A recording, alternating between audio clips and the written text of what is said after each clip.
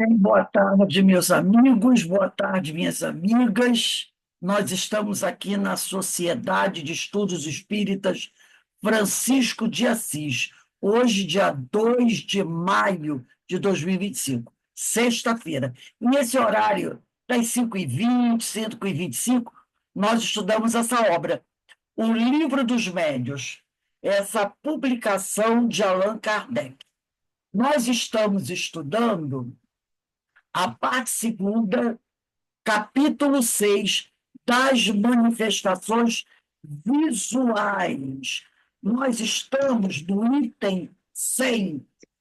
Hoje vamos começar na 11ª pergunta. Item 100, 11ª pergunta. Pergunta 11.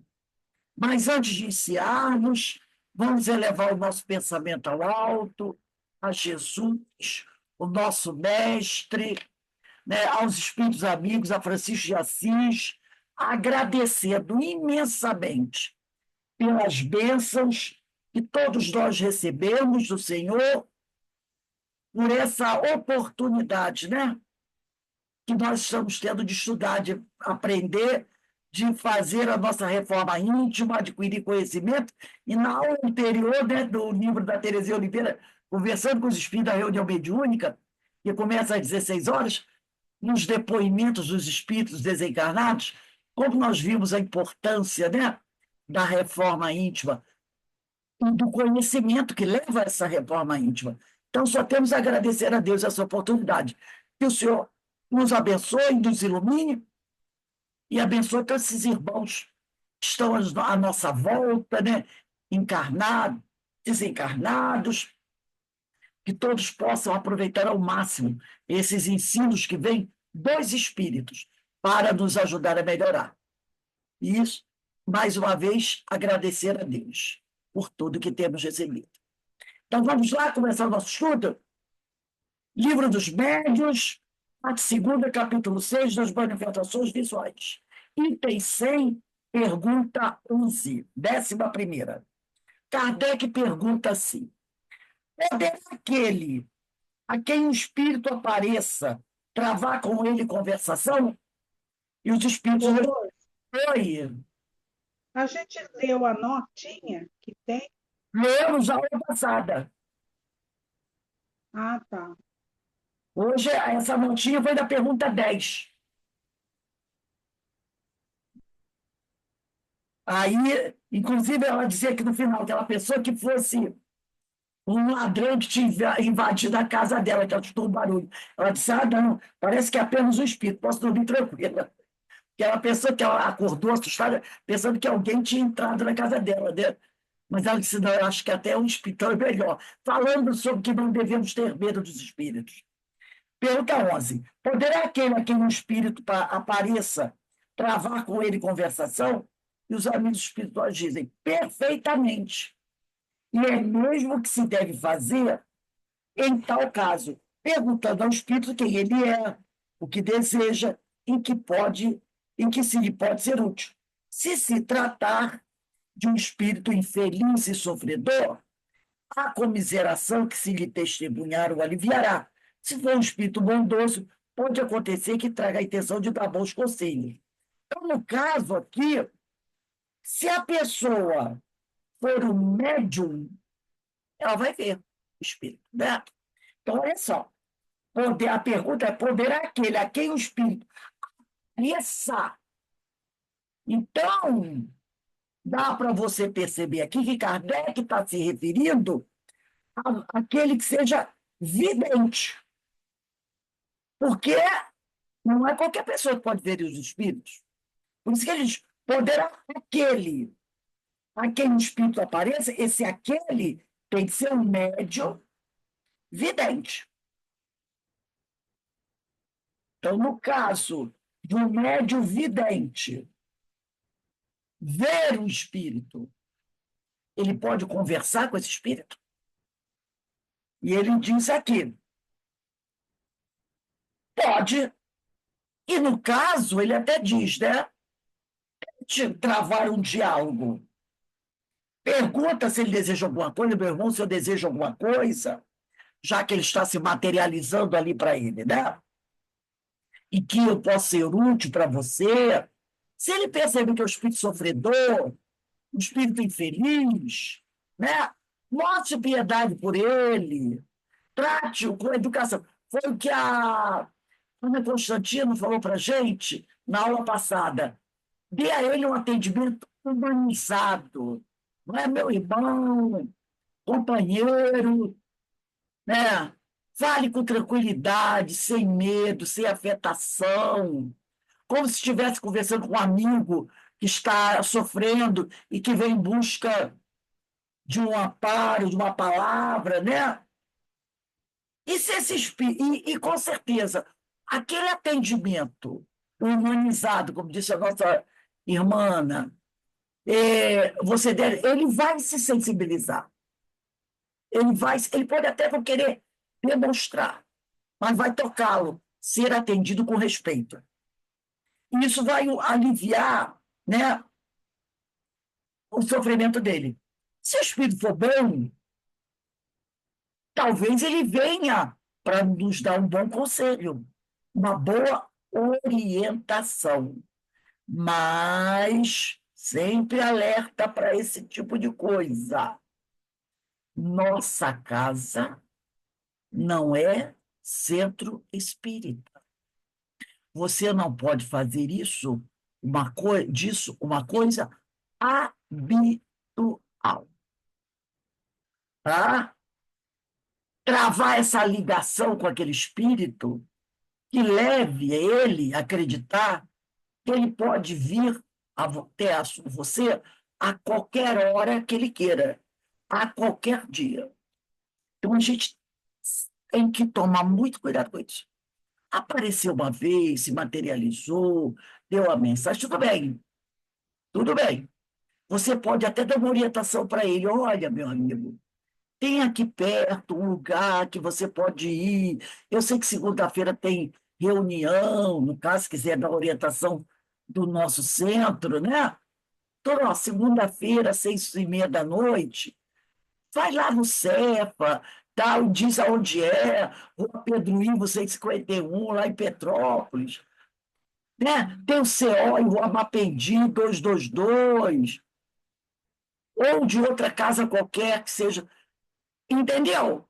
Para que o espírito diga, olha, desse lugar que eu estou te dando o endereço, numa casa espírita próxima de onde você mora, que você frequenta, você vai receber a ajuda que é necessário. Se ele for um espírito bom, quiser dar uma orientação, ele vai dar e vai embora.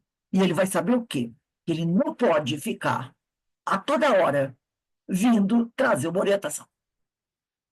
Porque a nossa casa é a nossa casa. Tá? Então, um espírito bom, um espírito sábio, um espírito que já tem um grau evolutivo, ele sabe que não pode transformar a nossa casa numa casa espírita. Então, uma vez ou outra, né? Veio, deu um alerta, vai embora. Vai embora. Ele sabe que não pode ficar ali. Se o espírito insistir, não, toda semana, né? De 15 dias, 2 por semana, presta atenção. Presta atenção. A gente tem que prestar muita atenção nisso. E um médium, para trazer uma comunicação que você possa dar credibilidade a ela, pelo tudo que a gente vem estudando, principalmente no livro do Diversidade dos Carismas, às quintas-feiras, às 16 horas, nós estamos estudando o capítulo 16, comunicação, semiologia da comunicação mediúnica, a gente percebe que o médium tem que estar preparado. Preparado. Um médium, para realmente trazer uma mensagem que você possa considerar uma mensagem boa, evangelizada, tem que ser um médium que está estudando, preparado, que médiums tem aos montes. Em todas as religiões tem médium. Tem médium da Igreja Católica, tem médium da Igreja Evangélica, tem médium ateu, gente. Médios despreparados tem aos montes. Médios que não estudam o livro dos médios, não estudam o livro dos espíritos, não estudam o evangelho, tem aos montes. Médios que não buscam a reforma íntima, tem aos montes. E se o espírito está sempre, né, chegando nos lugares, quem é que está aí disponível hoje? Vamos nesse? Pô, presta atenção. Como confiar nessa mensagem? Agora que nós estamos estudando, né, como se processa isso? Como dizem os antigos, de boa vontade o inferno está cheio. E tem outro ditado também de filósofo alemão que ele diz o seguinte: a pior coisa que existe é boa vontade aliada à ignorância.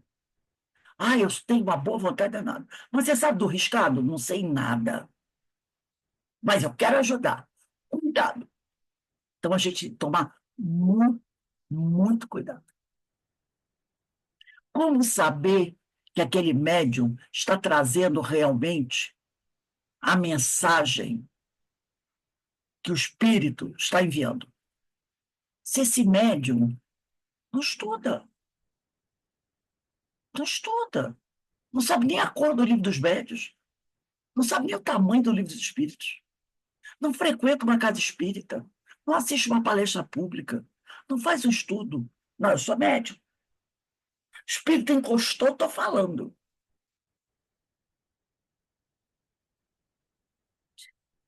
O que é que a gente tem que pensar? Tem que usar bom senso. Na minha avaliação, ninguém é obrigado a concordar com isso. Eu não gostaria de receber esse tipo de mensagem, de comunicação. Não.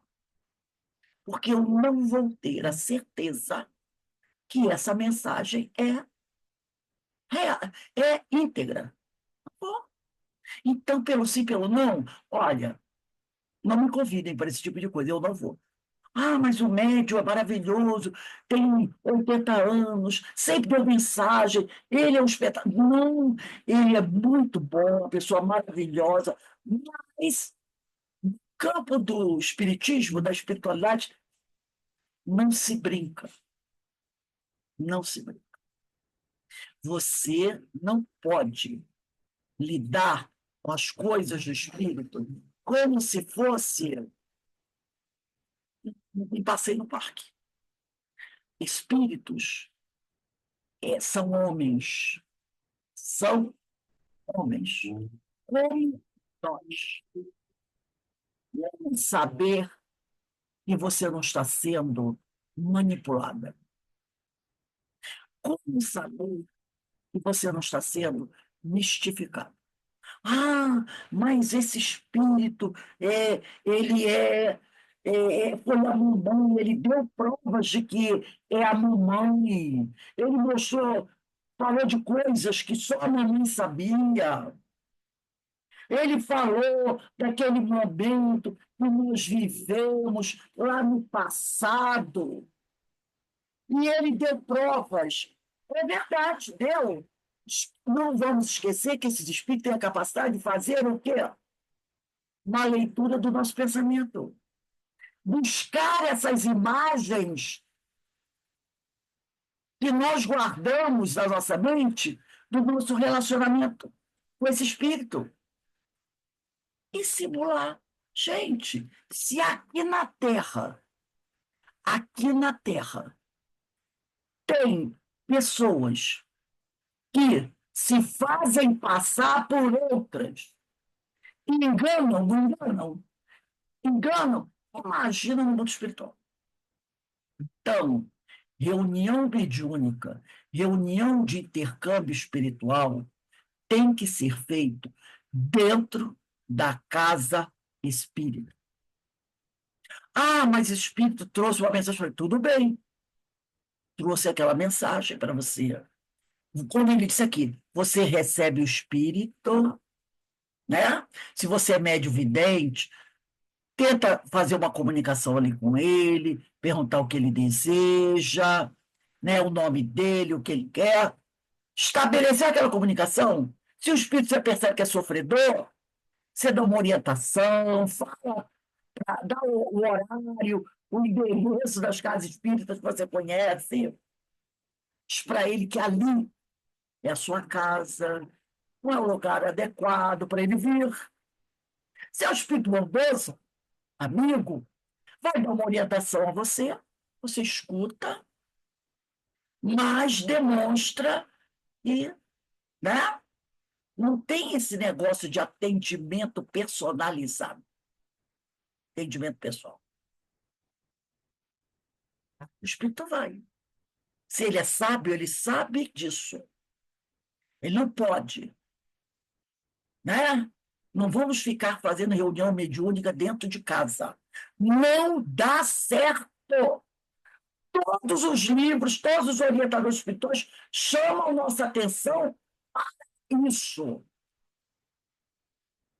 Eles falam sobre isso para a gente.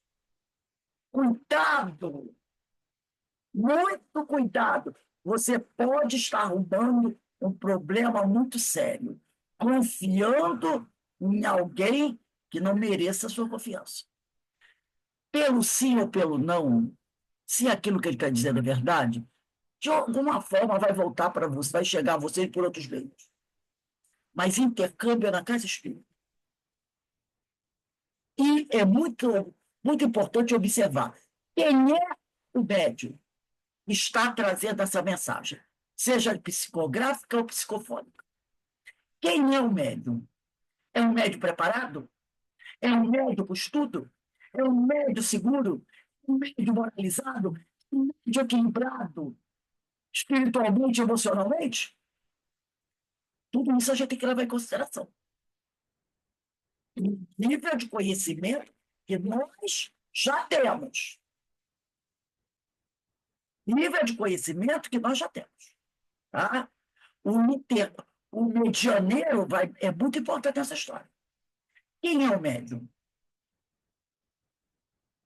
Temos que estar, para que depois a gente não venha dizer, eu não sabia. Sabíamos, sim. Então vamos tomar cuidado com isso. Vamos aqui. Voltando agora, nós vamos para a pergunta 11A. Como pode o espírito, nesse caso, responder? Algumas vezes o faz por meio de sons articulados, como faria uma pessoa viva. Às vezes ele responde falando, né, e você compreende. Na maioria dos casos, porém, pela transmissão do pensamento. Então, você pergunta usando a sua voz, né? Ô, meu amigo, eu estou vendo você. Ele vai responder, na maioria das vezes, pelo pensamento. E você vai captar a resposta. Pergunta número 12. Os espíritos que aparecem com asas, têm essas asas realmente? Ou essas asas são apenas uma aparência simbólica? Os espíritos não têm asas, nem de tal coisa precisam, visto que podem ir a toda parte como espíritos. Aparecem da maneira porque precisam impressionar a pessoa a quem se mostram. Se for uma pessoa, né? Vamos dizer que seja uma pessoa muito apegada a uma religião, onde se fale muito de anjo, então ele, para impressionar, bota lá essa pessoa, oh meu Deus, eu vi um anjo do Senhor, né? Espírito bom com asa. Mas a gente sabe que tem muita gente por aí, né, que bota asa e é aquele problema. Assim é que uns aparecerão em trajes comuns, outros envoltos em amplas roupagens, alguns com asas, como atributo da categoria espiritual a que pertence. Mas mesmo assim, cuidado, cuidado, né? Porque o espírito pode aparecer com asas e, na realidade, não ser um espírito bom. Tem até um seriado da televisão, que eu esqueci o nome do seriado. Era o próprio Demo, que ele aparecia, mas ele tinha asas brancas. Eu esqueci o nome. Então, tipo, um seriado meio comédia. Eu esqueci o nome do seriado. É o próprio diabo que vem para a Terra, né?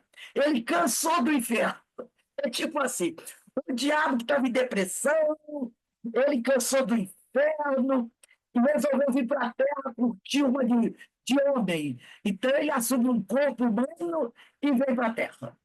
E começa a se divertir, faz amizade, vai morar num apartamento que é uma boate. E esse é o nome dele. É muito divertido. E ele tem É Lúcifer. Lúcifer. é muito divertido. É uma série. É muito divertida. E ele tem asas, umas asas brancas, sabe, muito grandes. Então, quando ele abre assim, tem hora que ele aparece de terno todo branco, abre aquelas asas brancas, o pessoal fica, oh, mas quando a pessoa olha para os olhos dele têm, é vermelho, e aí a pessoa vê a cara dele, que é a cara do diabo. Então, aí a pessoa, oh, meu Deus, fica apavorado, né? Mas mostrando, né, querendo mostrar isso, que nem tudo que parece. Entendeu? Então, às vezes, aparece ali, de terno branco, todo bonito, com asas brancas, e você. Porque ele diz aqui, ó, é, alguns com asas, aparecem com asas, como atributo da categoria espiritual que pertence. Alguns podem botar asa para mostrar que são espíritos superiores. Mas pode ser que o espírito que seja de categoria bem inferior bote asa também. E aí engana. Como aqui na Terra. Quantas pessoas levianas se fingem ser boas e dão golpes nas pessoas, nas outras, enganam, fazem coisas de absurdo. Você diz, meu Deus, quem poderia imaginar que aquela pessoa pudesse fazer isso? Lembrando que são todos homens. A única diferença entre eles é que um está encarnado e o outro desencarnado. Mas são todos homens, né?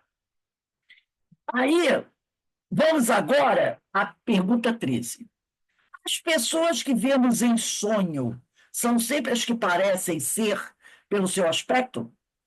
Né? Apareceu uma pessoa em sonho, aquela mesma pessoa que eu estou vendo, quase sempre são mesmas que vossos espíritos buscam, ou que vêm ao encontro dele. Então, de repente, você, uma avó, uma tia, um parente desencarnou e apareceu para você. Será que é minha tia mesmo? Sim, é aquele espírito que vem ao seu encontro, vem conversar com você. Né? Agora eu vou pedir, né, lê para a gente a 14.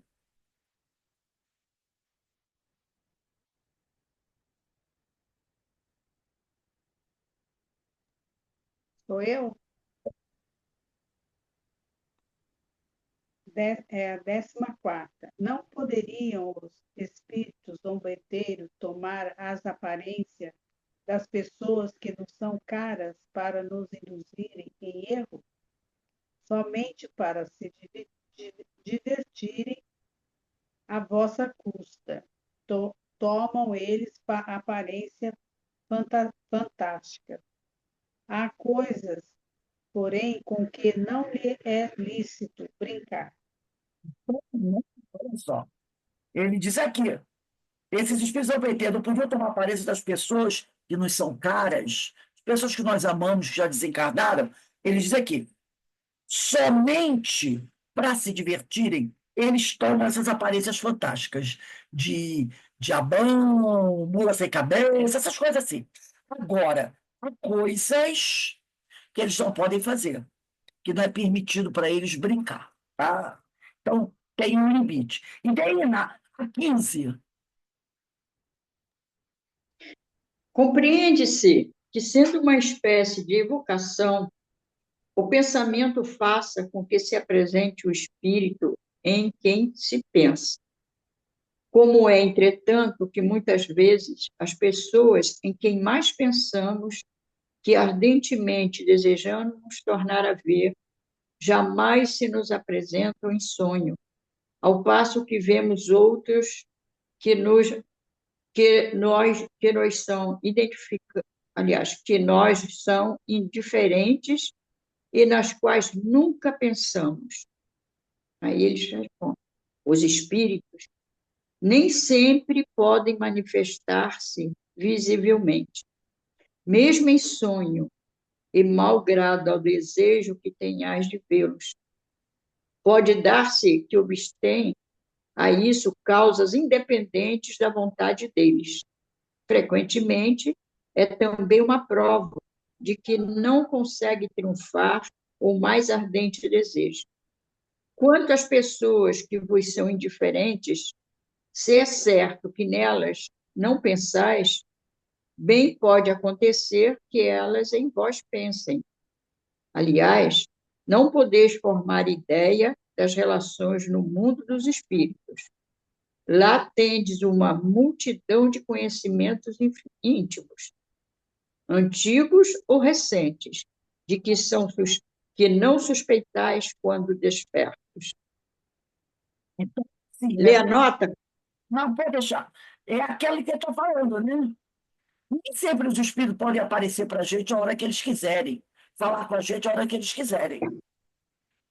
E às vezes você diz assim, poxa, a pessoa que eu quero ver, eu não vejo, mas eu vejo alguém que não é indiferente para mim. Mas como ele falou, ele pode ser indiferente para você, mas você pode não ser indiferente para ele, né?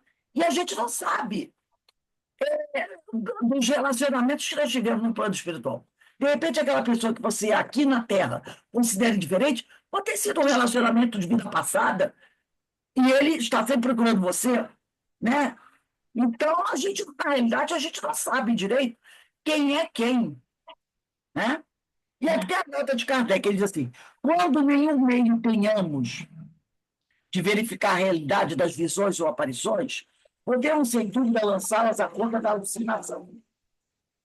Quando, porém, os sucessos as confirmam, ninguém tem o direito de atribuí-las à imaginação. Por exemplo, as aparições que temos em sonho, estado de vigília, de pessoas em quem absolutamente não pensávamos, e que, produzindo-as no momento em que morrem, vêm, por meio de sinais diversos, revelar as circunstâncias totalmente ignoradas em que faleceram. Tem-se visto cavalos empinarem e recusarem caminhar para frente, por motivo de aparições que assustam os cavaleiros que os montam. Embora se admita que a imaginação desempenhe aí algum papel, quando o fato se passa com os homens, ninguém certamente negará que ela nada tem que ver com o caso, quando este se dá com os animais. Porque o animal tem uma percepção, né, que nós não temos.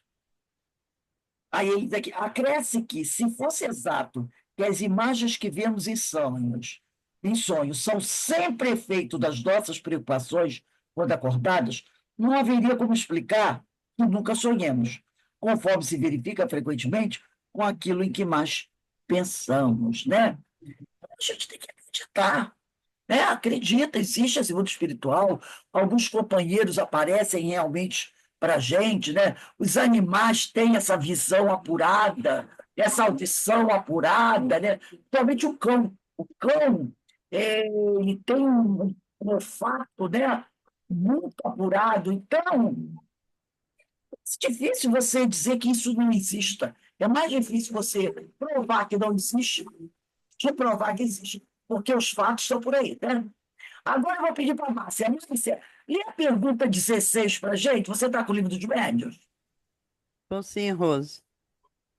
Por que razão certas visões ocorrem com mais frequência quando se está doente? Elas ocorrem do mesmo modo quando estás de perfeita saúde. Simplesmente, no estado de doença, os laços materiais se afrouxam. A fraqueza do corpo permite maior liberdade ao espírito, que então se põe mais facilmente em comunicação com os outros espíritos. Claro, né? Porque a gente, quando doente. Não, você estando doente, você está, né, mais desligado, né? Está mais fraco. Então, esse teu espírito, né? Qualquer cochilinho você está se desprendendo. Por isso que você tem mais facilidade, né? Se Eu você. passei muito por isso com a minha mãe. Minha mãe estava muito doente, então ela falava, minha mãe veio me visitar, essas coisas todas, porque o laço já estava bem frouxo, né? Então, quando a pessoa está doente, fica mais fraca, mais libera, ela se desprende com mais facilidade, né? E aí ela tem facilidade de entrar em contato com o plano espiritual. Agora, Inês, lê para a gente a 17. 17. As aparições espontâneas parecem ser mais frequentes em alguns países. Há pessoas mais dotadas do que outras para receberem essas manifestações? Será que julgais conhecer todos os processos históricos de cada aparição? As aparições, os barulhos e as demais manifestações são igualmente difundidas por toda a Terra, mas apresentam características distintas de acordo com os povos onde ocorrem. Em alguns, por exemplo, porque a escrita é pouco utilizada, não há médios escreventes. Noutros, há milhares. Em outros ainda, ocorrem mais ruídos e movimentos do que comunicações inteligentes, por serem estas menos apreciadas e procuradas. Então, ninguém tem uma política, ninguém fazer o país tal, ou no caso, vamos usar aqui o Brasil, onde o espiritismo é muito divulgado. O Brasil não pode dizer que tem o monopólio da mediunidade. Né? Ninguém tem o monopólio da mediunidade. As coisas vão acontecer de acordo com as características. No ambiente onde a maioria da população seja analfabeta, é mais fácil você encontrar psicofonia do que a psicografia, né? Então, não existe essa coisa, é assim porque ela é. Como ele diz aqui, né? Produz esses ruídos, essas manifestações, os fenômenos, se produzem igualmente em todos os pontos da Terra. Denise, a 18.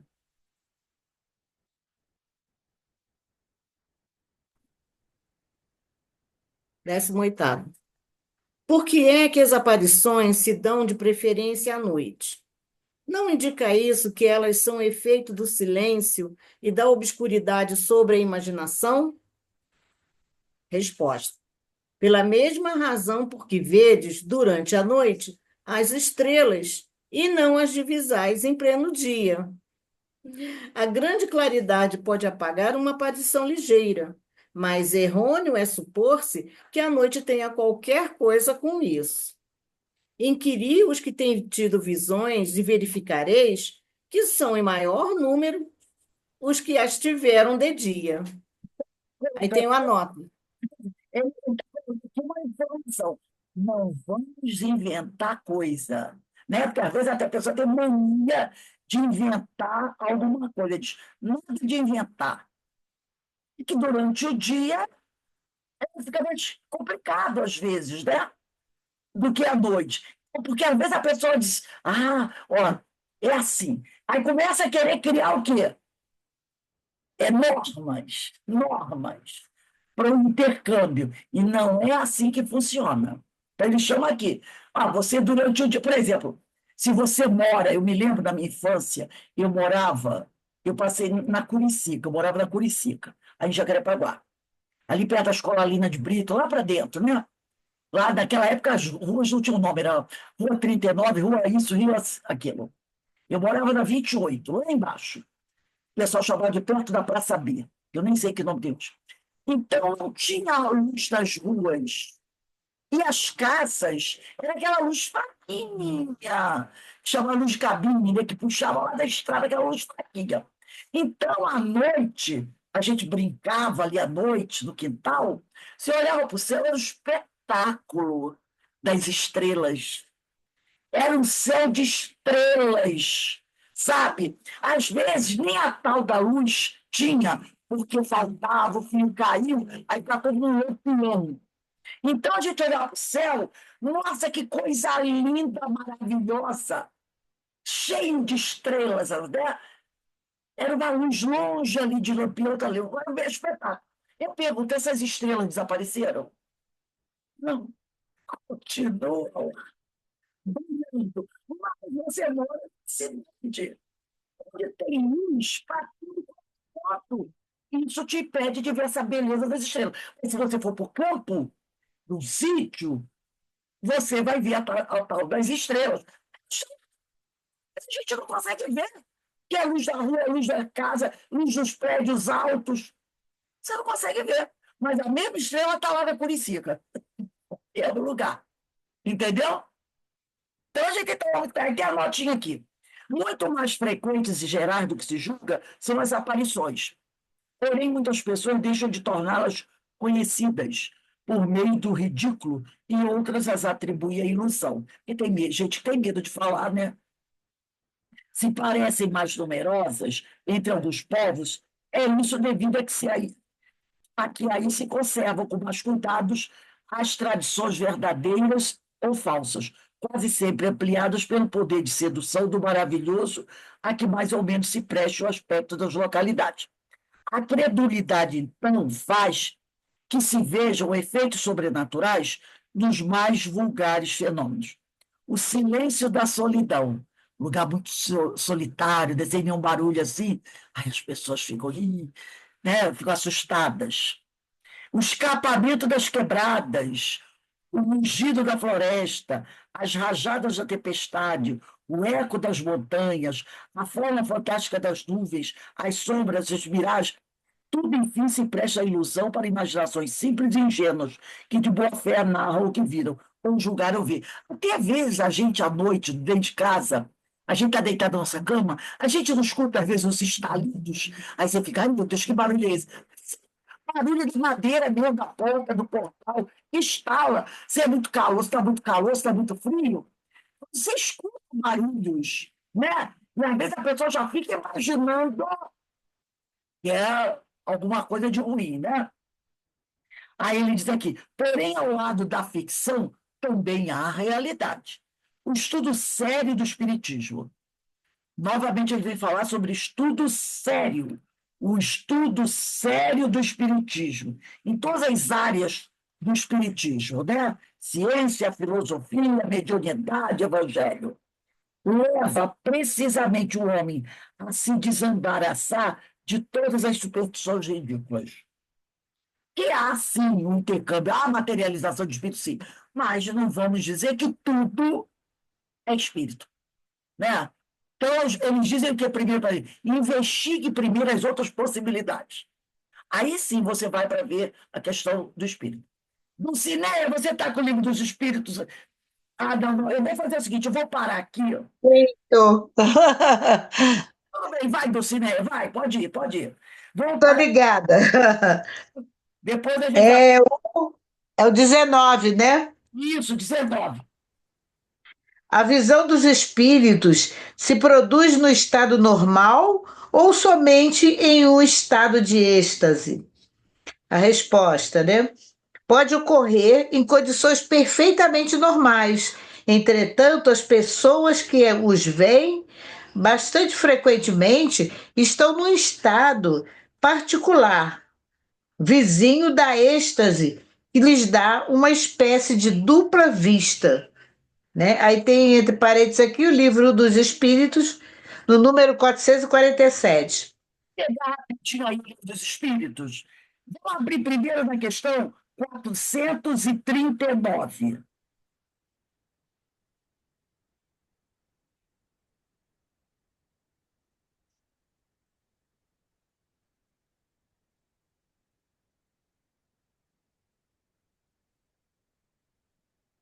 Duzentos e trinta e nove.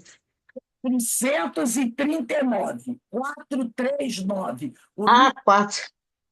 diz assim, está no livro, na segunda, capítulo 8, Emancipação da Alma.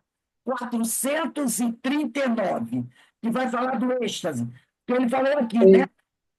É, Produzir-se achando-se estes em condições perfeitamente normais, entretanto, as pessoas que os veem se encontram muito humildes no estado próprio de êxtase, estado que lhes faculta uma espécie de dupla vista.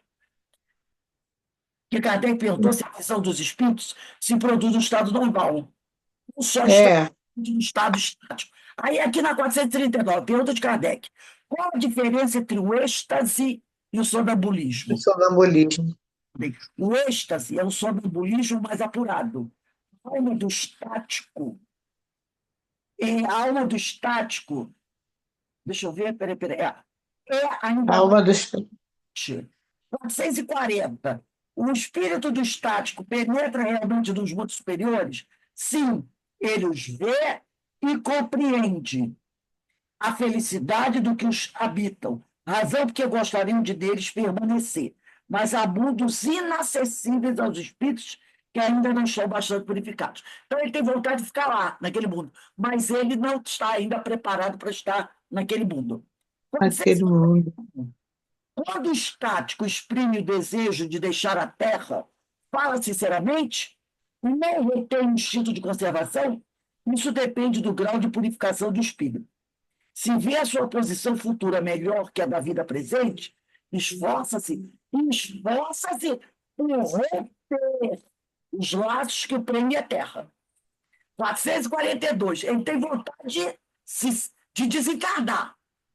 Se abandonássemos o estático a si mesmo, sua alma poderia abandonar definitivamente o corpo? Sim, ele poderia morrer. Por isso é preciso chamá-lo por meio de tudo que o possa aprender a este mundo, sobretudo fazendo-lhe compreender que a maneira mais certa de não ficar lá, onde vê que seria feliz, consistiria em partir a cadeia que o retém ao planeta terreno. Então, é assim, ó, você quer ir para lá? Maravilha, mas se você forçar, você não vai para lá, porque vai ser suicídio. E aí você não vai para lá, com certeza. Agora, vamos para 647, que ele até recomendou aqui, dupla vista.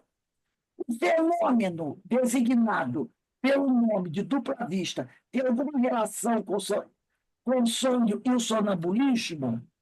Tudo isso é uma coisa só. No que chamais dupla vista, o espírito ainda está mais livre, embora o corpo não esteja adormecido. A dupla vista é a vista da alma. Tá? Então, ele está perguntando se dupla vista tem alguma relação com o sonho e sonambulismo. Isso é tudo a mesma coisa. Só que na dupla vista, o espírito está mais livre do que do sonho e sonambulismo. Agora, Cris, lê para a gente. Seria, então, aquela vista. Desculpa, eu interrompi. Quando a pessoa não está nem dormindo e nem acordada. Não, Tem estado de vigília. E, de repente, ela entra em transe e vê sim, como pode. entendi. Entendeu? O que ele está querendo dizer, Sim, sonho e sonambulismo e dupla vista é a mesma coisa. Só que na dupla vista, propriamente dita, o espírito está mais liberto do que no sonho e sonambulismo. A coisa é mais acentuada, entendeu? É mais abrangente. entendi. Agora, a 20ª, Cris. Peraí. Os que veem os espíritos veem com os olhos, assim o julgam, mas na realidade é a alma que vê. E o que prova é que os podem ver com os olhos fechados. Exatamente, né? Até uma pessoa cega, ela pode ver também, né? Ô, Rose, deixa eu te perguntar, sobre essa coisa do êxtase, seria quando a pessoa está na reunião mediúnica ou quando está, por exemplo, em casa? Ela estaria estimulando isso como? Em qualquer lugar você pode ter um êxtase. Pode ser numa igreja, se você é católico, pode ser num templo evangélico, pode ser na casa espírita, na reunião pública. Você está ali. Mas isso seria o quê? Porque seria estimulado ou não? Você pode até começar a fazer, né? Vamos dizer assim, você fecha os seus olhos, entra em prece, e você vai, né? Naquela tua prece, você vai se sentindo envolver, você vai se colocando ali de coração, e isso pode levar você ao êxtase. Entendeu? Vai depender de você. Você. Já não aconteceu com vocês? Você quer ver uma coisa? Há muitos anos atrás, quando eu era solteira, eu devia ter meus 20, eu ainda não era espírita, eu era católica. E eu fiz o curso de Crisma, porque na minha infância eu não fiz nem comunhão nem Crisma na infância. Normalmente as pessoas fazem na infância, né? A comunhão e Crisma. quando eu estava com 19, 20 anos, eu comecei a namorar meu ex-marido. Minha sogra era católica, ela está viva, tem 93 anos, mas ela, católica, apostólica, romana, trabalhava em grupo. E eu comecei a namorar já gostava, né, dessas coisas de religião, já tinha tido contato com a doutrina, mas só na adolescência, não tinha sido nada a ver. E aí ela começou, meu ex-marido é católico, ela é católica, eles iam para a igreja junto. Estava, né, achava legal a igreja, as missas, e participava. Aí ela me perguntou, né, se eu tinha sido feito comunhão, e eu disse que não.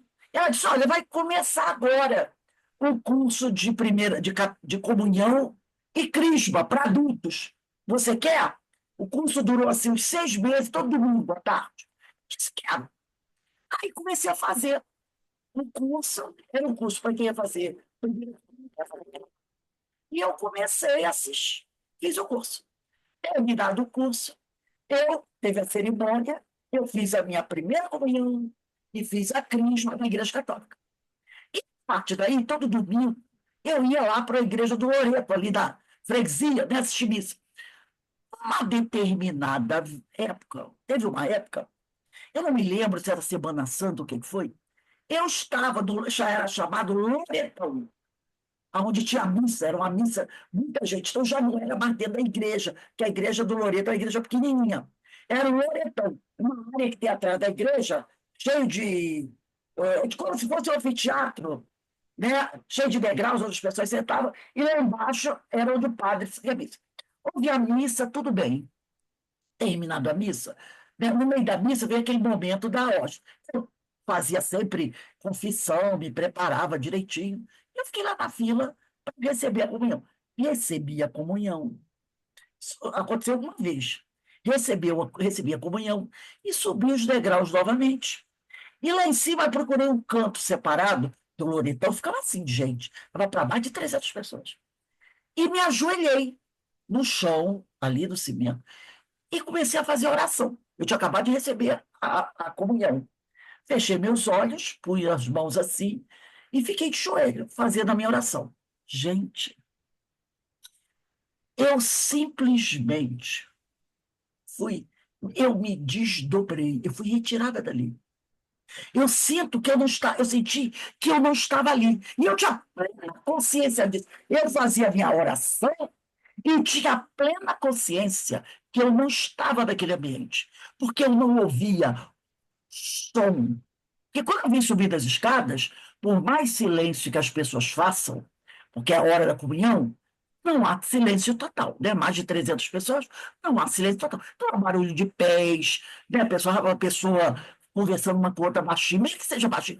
Um barulho. Então, quando eu me ajoelhei, eu ainda estava ouvindo um burburinho à minha volta. Tanto que eu procurei um canto, mas ainda estava. No momento que eu comecei a fazer a minha oração, simplesmente, gente, eu senti um silêncio à minha volta. Era como se eu tivesse sido retirada dali, levada por outro lugar, aonde não tinha nada, nem ninguém à minha volta. Eu não escutava barulho de carro, eu não escutava barulho de nada, nada.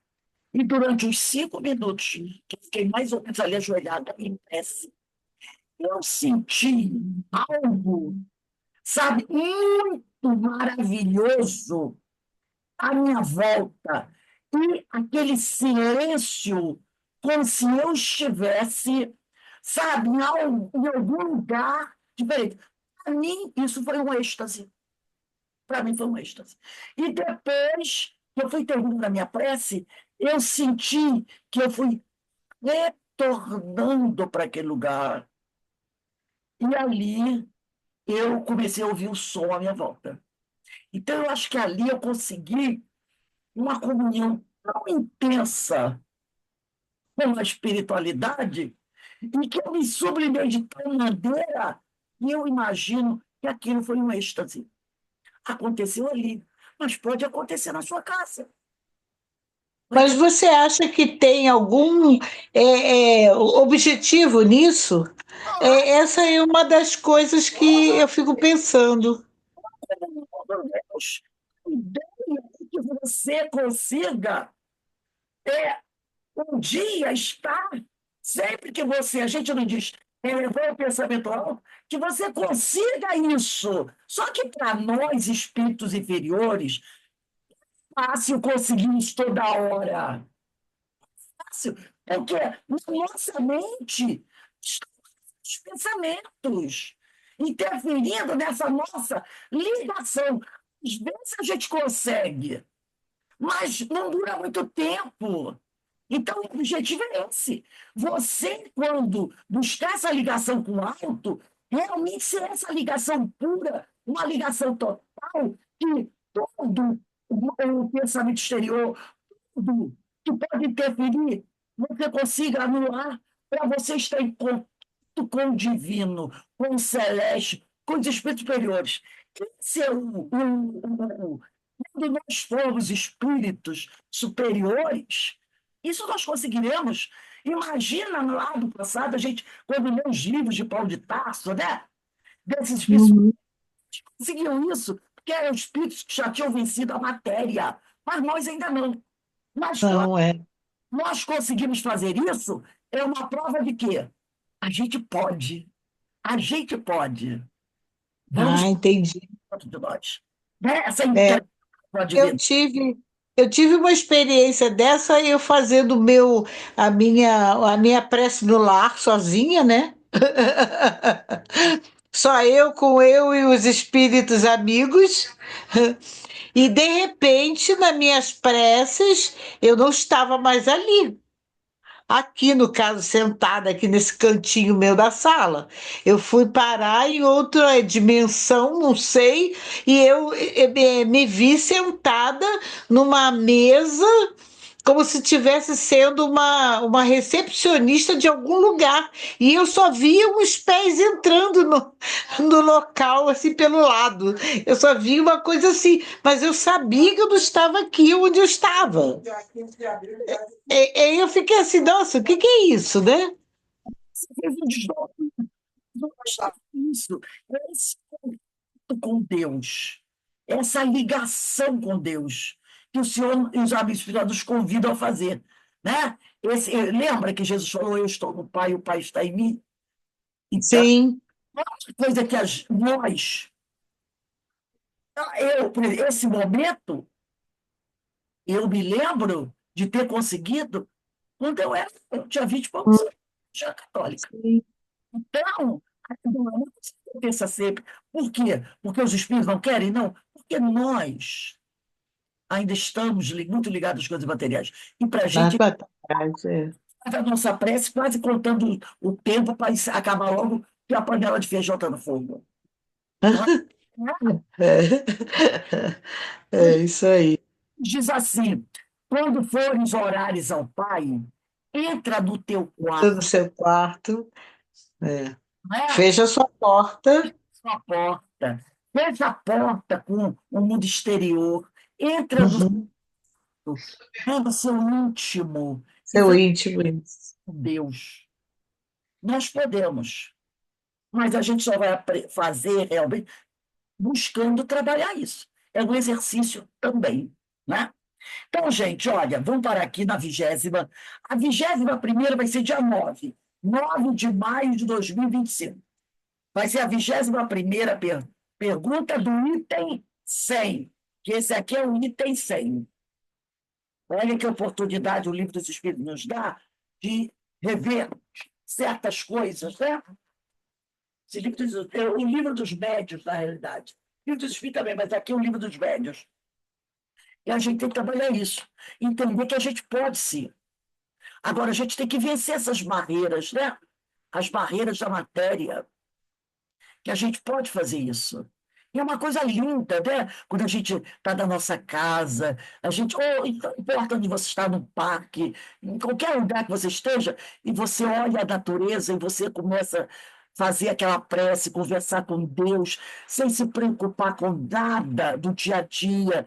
Você não sente uma coisa diferente, uma coisa especial? Claro que você sente.